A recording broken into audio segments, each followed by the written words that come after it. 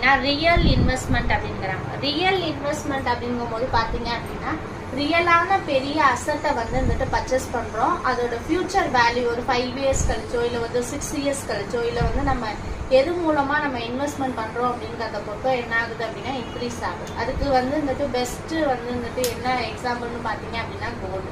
இன்னையோட gold rate பார்த்தீங்க அப்படின்னா 12,000 இருக்குது.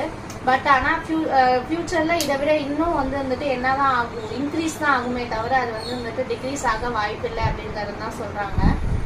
நம்ம வந்துட்டு சின்ன பிள்ளையா இருக்கும்போது ஆகட்டும் இல்லை ஒரு 5 இயர்ஸ் பேக் ஆகட்டும் 6,000 4,000 5,000 அந்த ரேஞ்சில் வித்துட்டு இருந்த கோல்டோட ரேட்டு இப்போ வந்துட்டு எப்படி விற்கிது 12,000க்கு வந்துருச்சு. ஸோ அப்போ இன்னும் ஒரு 5 இயர்ஸ் ஆயிடுச்சு, இன்னும் ஒரு 10 இயர்ஸ் ஆயிடுச்சு அப்படின்னா ஒன் கிராமோட ரேட்டே பார்த்தீங்க அப்படின்னா 25,000 30,000 அப்படிங்கிற அளவுக்கு வந்துட்டு மார்க்கெட்டில் வந்துட்டு ரியல் அசட்டோட வேல்யூ என்ன ஆகுது அப்படின்னா இன்க்ரீஸ் ஆகுது.